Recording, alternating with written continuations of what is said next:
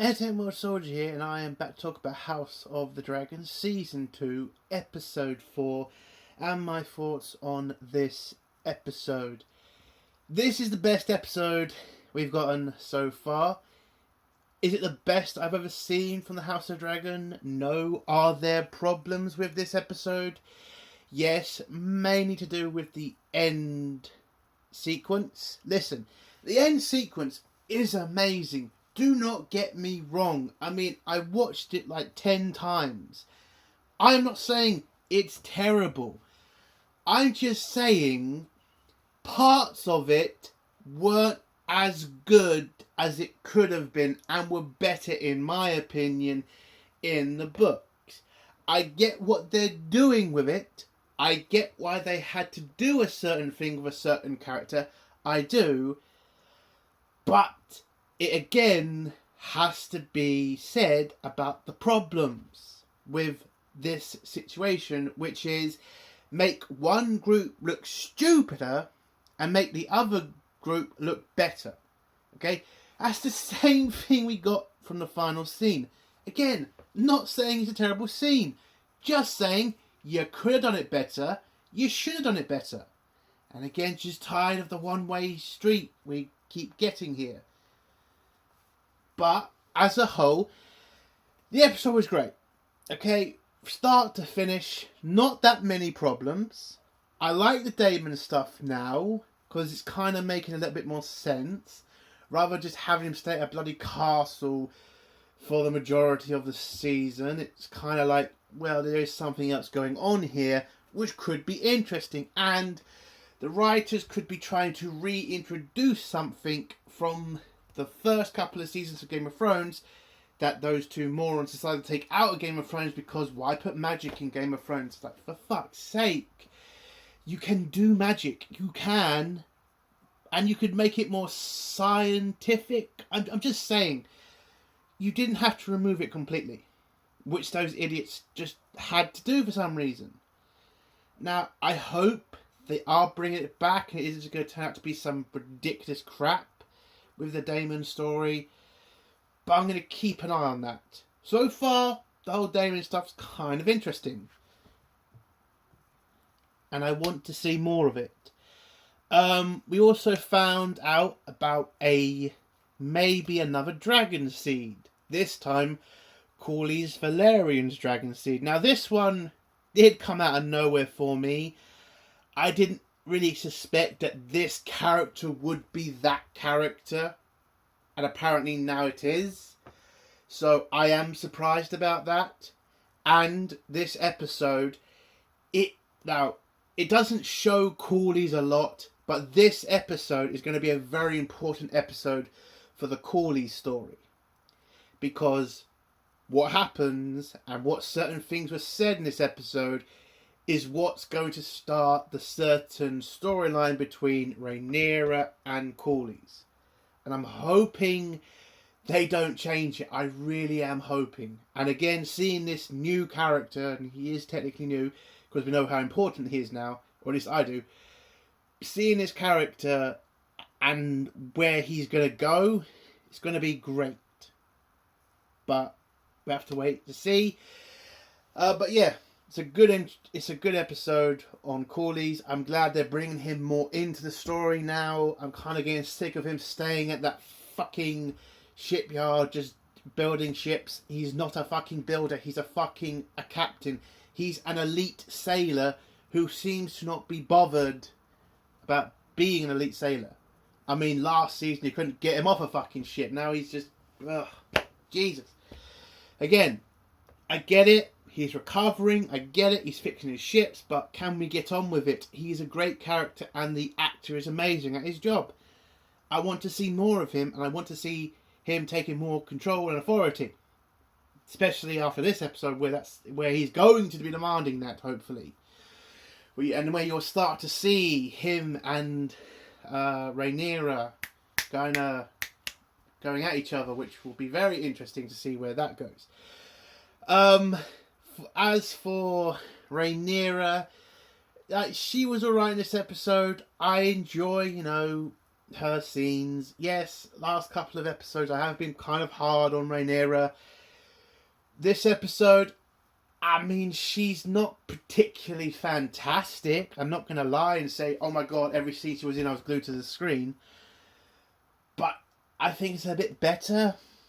And I also kind of like the fact that she's now taking control and we're starting to actually move the story on from just make peace, maybe we can do this, maybe we can do that. No, she's cut all that and now we're finally, well, that's spoilers, but you know what I mean. If you watch the episode, you know what I mean when I say Rhaenyra has started to move the story forward. Alicent, listen, I get it. She found out something last episode. Well, she found out about the whole story of Ice and Fire. Now she's doubting herself. But I think in this episode, she's just getting stupider. She kind of is. And, like, what she did in this episode, talking to somebody about something that should not be spoken about, and I get it, that person's very loyal to the crown. She's not going to worry about him running off. But taking that risk is just ridiculous. Why she is even bothering with this is kind of the reason I don't really like this story of, the whole story of, last words from the king to her was, Aegon should be king. This should never have been a story, in my opinion. It should have just been, Alicent saw an opportunity, or her father did, and then they said, Grace said that he should be king. That's what it should have been. Because now you've just got this arc where Alicent is just questioning herself, and it's kind of annoying. At this point, and I get it, in the episode they do make it clear that she's, well, I'll go into that in spoilers, but I just expect better from Alicent. She's already gone this far. There's no stopping this now. Stop taking risks that you don't need to. As for the rest of the cast, again, all great acting, great scenes. I loved a couple of, particular scenes with the soldiers. They all look great. Again, look, costumes, cast, acting, and I can also say the writing.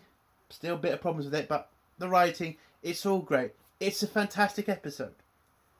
Not the best, still issues, but it is a fantastically great episode. So what would I give this out of 10? I can go as high as 8.5. Listen, I still think the ending is it still has its issues. The ending's fantastic, don't get me wrong. I just wish it'd been betterly handled, in my opinion. So 8.5 out of 10. Let's get to spoilers now. If you don't want to hear spoilers, leave in 3, 2, 1. So the story starts off with Daemon walking through a door. Turns out to be King's Landing. Turns out to be where the chair is. Where the throne is. The throne room, basically. And Daemon is not understanding a mysterious woman on the throne. Then it turns out to be young Rhaenyra. And when Daemon is trying to understand her, trying to figure out what she's saying, he then starts to realise that it's Rhaenyra, and then starts to understand her. And in this scene, you kind of see what I kind of think a lot of us suspected about Daemon. He does have some hate towards Rhaenyra, because in the scene he cuts her head off, and then you see young Rhaenyra just kind of taunt him and say, this is what you've always wanted to do, don't, betray your heart, basically. And in this scene it kind of opens it up, because of course Daemon's angry, of course there's a bit of hate towards Rhaenyra from him. She technically now, whether he's right or wrong, as he sees it, she stole his crown, she stole his position. He would be king if it wasn't for Rhaenyra. Now, mainly it's his own fault for being such a moron, and also Otto's fault, because he's poisoning the king against Daemon. But he has said that he wants his wife, niece, on the throne. So don't know where we're going to go with this story. Is Daemon going to admit this to Rhaenyra? Who knows? But it's an interesting scene, all in all. Anyway, in the dream, before it ends, Rhaenyra then says a ravens came. Then Daemon wakes up with a cut hand, apparently, where Simon...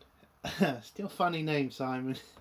I know, listen, it's Game of Thrones. Hearing a guy called Simon, it's like hearing a guy called Paul or something, in this show.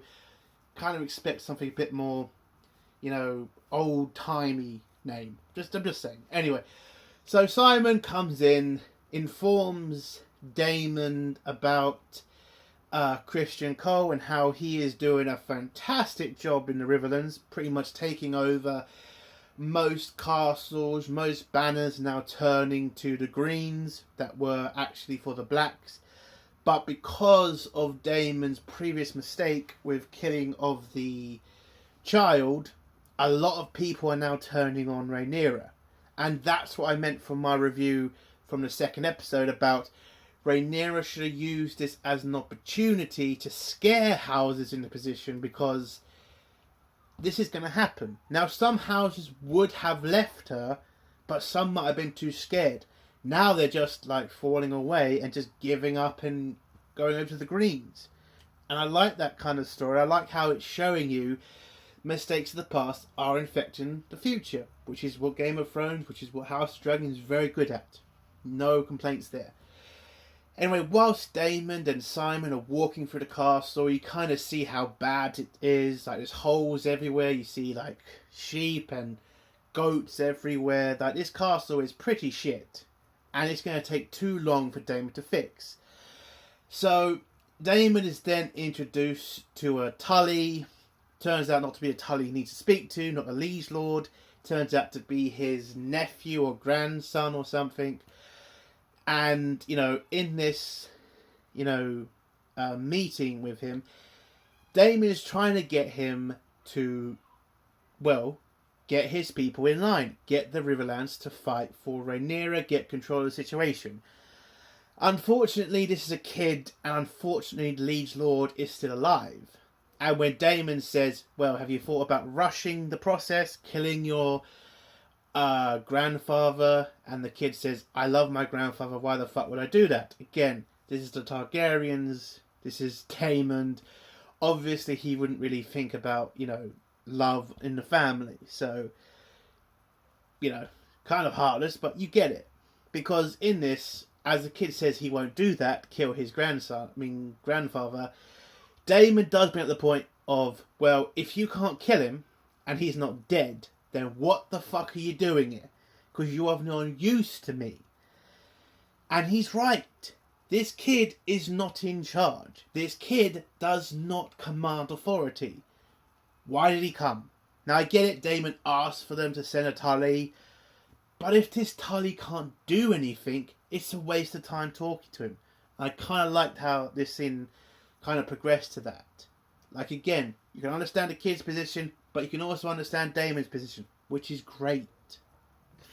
So then Daemon tells Simon to go get one of the houses that are loyal to the Blacks, which is the Blackwoods, and tell them to send somebody so he can talk to them about trying to organise an army in the Riverlands so they can deal with Christian Cole, or, make an assault on the castle, or on the King's Landing. So, that happens. Anyway, next scene. So we head to the shipyards of Corlys Velaryon, where Rhaenys is walking through to go talk to her husband about council stuff, where she runs into the guy who saved Sir Corlys from drowning, where she then figures out that this person is a bastard of Corlys.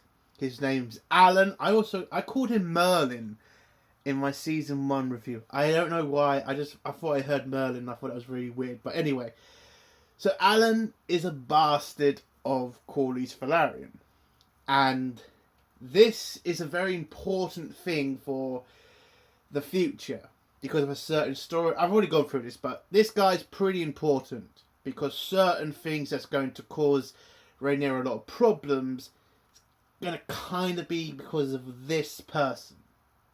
That's just a little bit of a spoiler for the future. But anyway, so Rhaenys is kind of like touching his face and kind of seeing, yeah, you're obviously your look of your father or your mother, and Corlys then spots her and is just like, shit, you found my bastard. I'm not sure what they call their bastards on Corlys Velaryon's area. I know about, snow, river, storm, and sand and all that. Don't know what they call them. But anyway, so Alan gets dismissed, and then Corlys just like, okay, you come to have a pop at me because of the bastard I have. And she's like, no, I'm not here to do that. I think you should make him a lord. Now, at this point, some people are probably wondering, like, why is she being so nice to a bastard? Isn't there some sort of problem with that? I kind of think you have to see it from Rhaenys' point of view. Most of Corlys' children are dead, or actually both of them are, and he needs an heir. Because, listen, Rhaenys is loyal to Rhaenyra, but let's be honest, none of her children are her children. I mean, none of her children are her legitimate, family, or at least blood relation.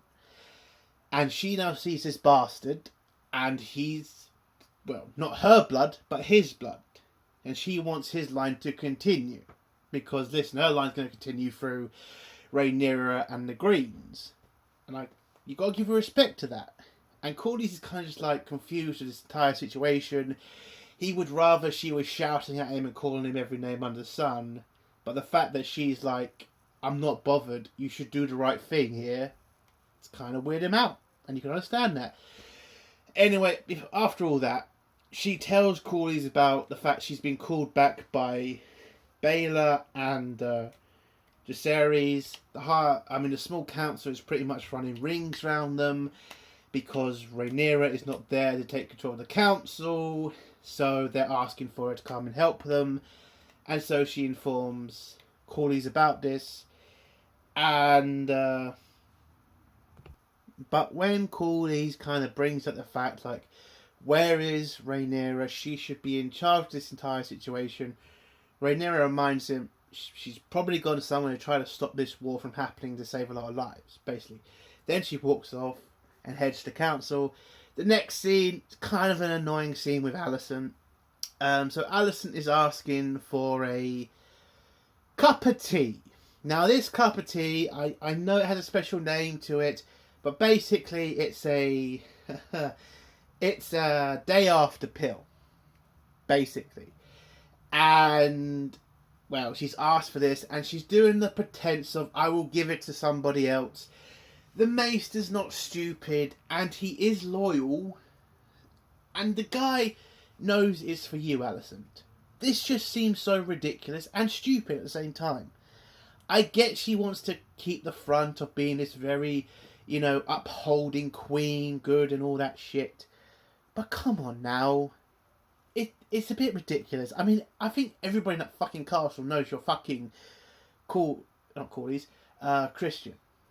You are doing it, they all know it, why are we wasting time here?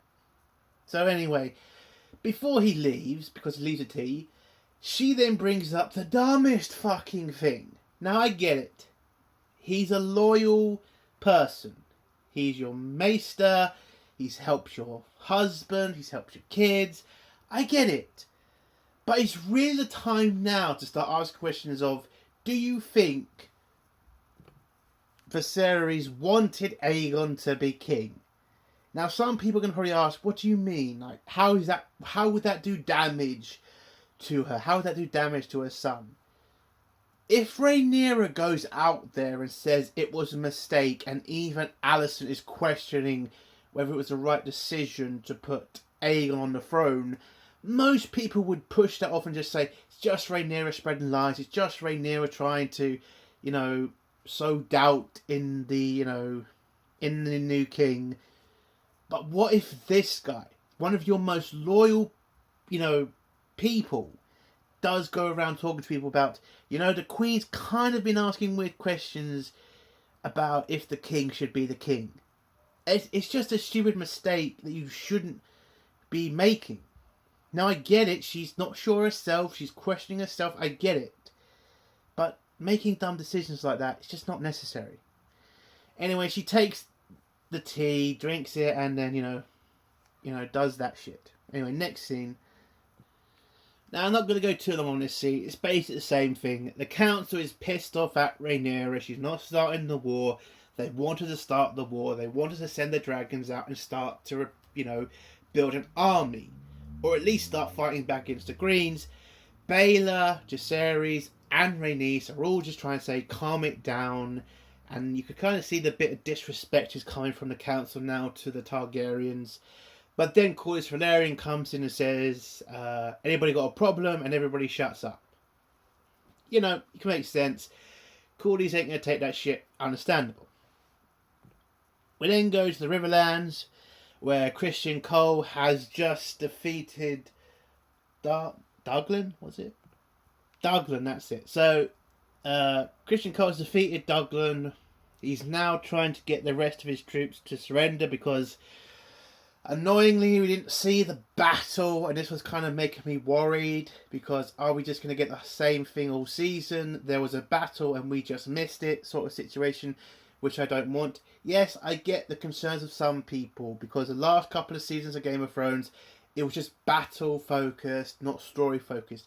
I'm not saying I just want endless battles every fucking episode, but this is supposed to be a war, and I'd love to see it. But listen, the end of the episode kind of gave me what I wanted. But anyway, so Lord Douglin pretty much tells Criston Cole he's a dickhead and that he's loyal to Rhaenyra, and Criston Cole just says, you're a traitor. His men bend him down near a rock, and Criston Cole cuts his head off, and the rest of his soldiers then surrender to Criston Cole. So he's gotten another bunch of soldiers for the Greens, and he's doing fantastically well in the Riverlands, and it is becoming a massive problem for the Blacks because they are not winning any battles, and this is becoming more and more likely that the Greens are winning, even though the Greens have been shown to be absolute fucking morons at this point. But anyway, when Criston Cole then tells Alicent's brother, I did forget his name again, I've really got to learn it, sorry, I'll do it better next week. But he tells his Alicent's brother they're not going to head towards Daemon at Harrenhal. They're going to head to a smaller castle much closer to Dragonstone, which Alicent's brother does remind him that's pretty fucking close and that would be pretty dangerous for their troops. But he says he knows, and they move on. We go to the next scene, which is the small council meeting of the Greens. Now, Aegon is pretty pissed off because he's now found out about, Harrenhal falling to the Blacks, or at least falling to Daemon. And when Aegon does kind of call out Larys and says, how the fuck did you let this happen? Larys pretty much says to him, Your Majesty, basically, Daemon can have the castle. It's pretty much fucked. It will take too long to repair, too many troops, and he has got full control of the Strong's money. So Simon Strong has no access to it and is basically not going to be a massive threat to the crown. And then Aegon kind of gets a little bit pissed off because he should be informed about this, and he's starting to look like a bit of a twat. Now, I kind of would have done this scene differently, what's going to come up. So basically what happens in the scene is Daemon then finds out that Aemond and Criston Cole have planned some sort of mission without his knowledge, or at least his input. And then what made this scene kind of more interesting was when Aemond starts talking Valyrian to Aegon, and you can see that Aegon is struggling with it. Like, he doesn't get complete sentences out. It looks like he hasn't kept up to date with his lessons, or at least tried to bother to learn his own language. And Daemon kind of uses this kind of, I think in a little way, show that he's more of a Targaryen than Aegon is. Now, what I would have preferred in this scene is Aegon taking at least full control of it. Maybe Aemon sending everybody out and having it out with Aemond in Valerian, and showing that he did keep up with his lessons, that he does understand the language, and telling Aemond he wants to know what the plan is. I'm your king, you do as I command. Now I think that would have been a better scene and shown that Aegon is trying to take control, and maybe Aemon pretty much like, yeah, okay, I have to tell the king, but I don't like it. I think that would have been fine. This scene just kind of feels like we're the same problem with Aegon. Aegon's just being this dumb child that everybody has to deal with, and it's just ridiculous. So after this council meeting, after this we head back to Daemon, who is having dreams again. He gets woken up again, he's got his sword, he thinks someone's out inside his door, and then when he's walking around to find out who was it, he goes into this mysterious room where he meets, what's her name? Alice Rivers, a bastard of the Riverlands, because that's their name. So Alice is technically a witch. She's replaced the Maester before her because he apparently got cursed and legged it or killed himself or something. And she's kind of asking questions that's making Daemon feel uncomfortable.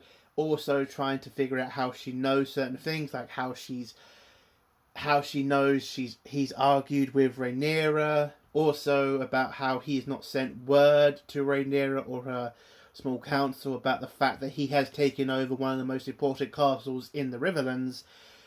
And so he's trying to figure out, like, how does she know all this? She then gives him some sort of pep talk and then some tea that he drinks, and then wakes up in the middle of a meeting with the leader of the Blackwoods, where he starts seeing things like his old wife walking around. And then when he starts to talk to the Blackwood leader, who, you know, basically, this guy's the kid from the first season who stabbed a Brecken and killed him.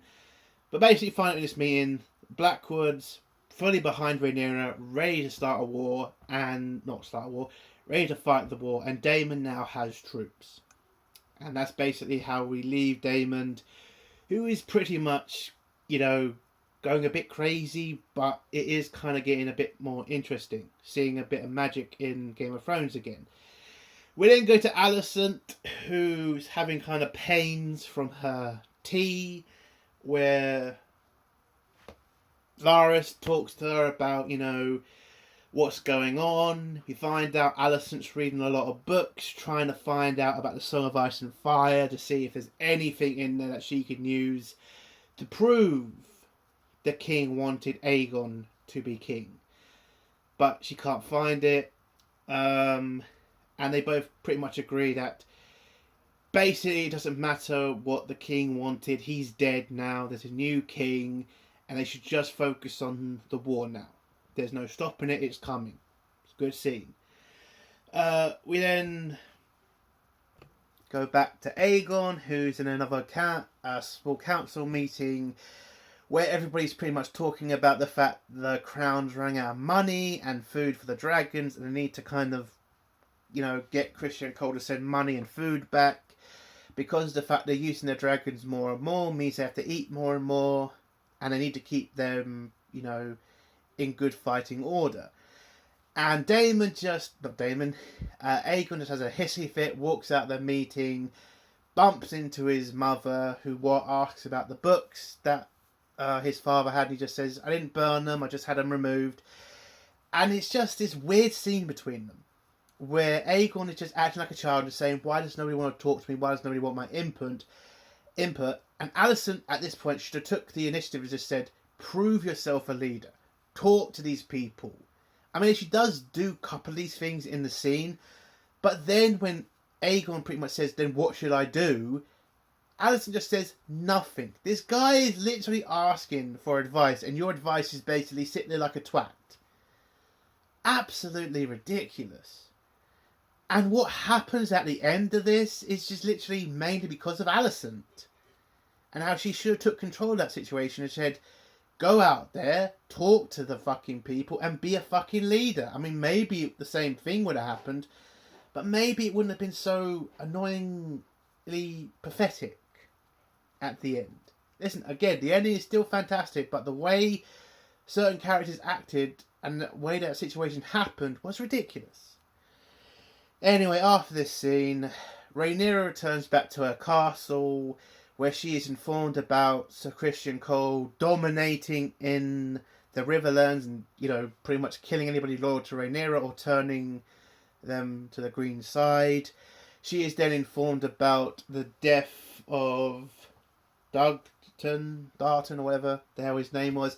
Turned out that was the father of her King's Guard, or one of her King's Guard, who's pretty heartbroken by it. Jacaerys asks where she's been, so does most of the council, and she informs them, well, I went to talk to Alicent about stopping this war, but it turns out we can't. And when Jacaerys pretty much brings up the fact that was a dumb decision to make, and you should never have done that, she says, listen, and I will give respect to Rhaenyra for this, I wanted to find a way to stop this war from happening, but turns out I can't, so we got to move this. So I have to win this war to stop, secure the throne. I thought it was an okay scene. But then when they inform Rhaenyra of the attack that is now happening on Rook's Rest, Rhaenyra is kind of puzzled by this. It's a small castle. It holds no significance. But when the council pretty much inform her, it might not hold massive significance, but it would be another victory for the Greens. And as you have not had any victories and you have no army, it will basically turn more people to the green side. So Rhaenyra says, I've not been quiet for no reason. I will now act, and I will go and stop Criston Cole with my dragon. And then when Jacaerys pretty much says, that's ridiculous. If you die, the cause is lost. He has a point there. But basically, we're just getting to the point where Rhaenys puts herself forward and says, I'm the better choice. I have the best dragon you have, the strongest. I can do this. Now, it is a smart decision to use Rhaenys as the dragon rider to go over there. She's experienced, her dragon's the best. But it is a massive risk, because losing her means you lose your best rider and your best dragon. Now, I probably would have sent Baelor with Rhaenys. Have a double team go in there. Baelor can check it out and make sure there's no traps. And then have Rhaenys go around blowing fire. Now, I get it. This is like the books. In my opinion, done better in the books. But I kind of think they should have changed that. At least. But anyway, Rhaenys agrees. She heads off to get ready to fight her dragon. I mean, not fight her dragon. Fly a dragon over there.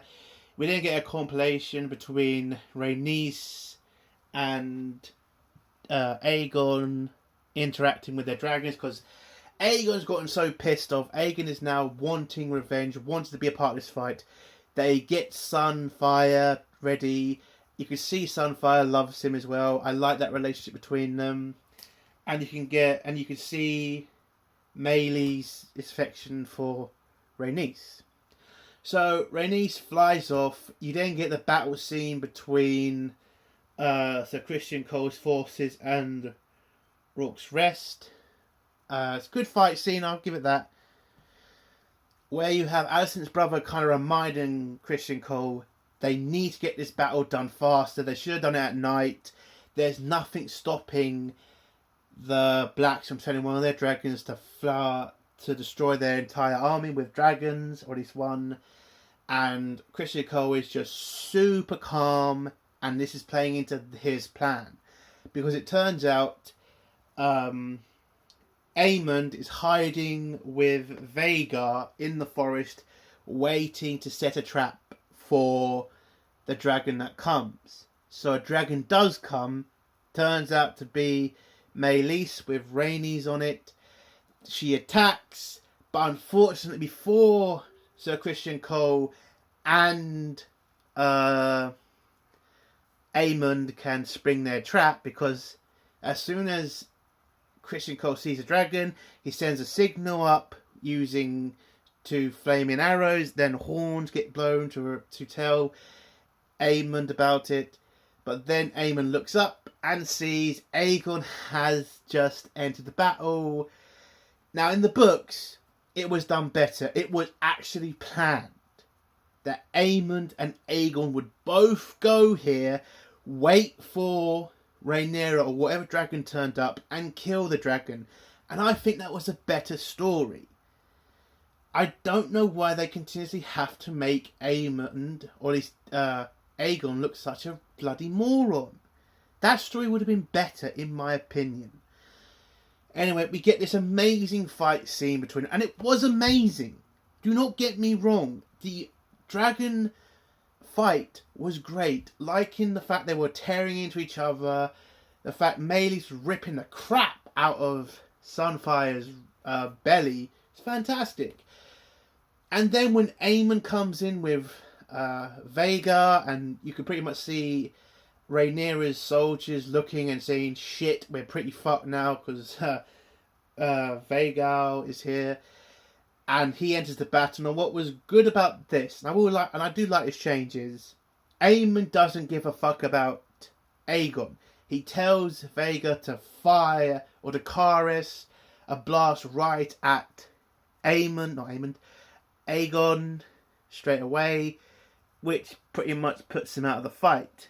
We then get this great fight between Meleys and Vhagar, and it's a great fight. Again, do not get me wrong. It's just I would have preferred it if you had Aemond and Aegon teaming up and fighting together.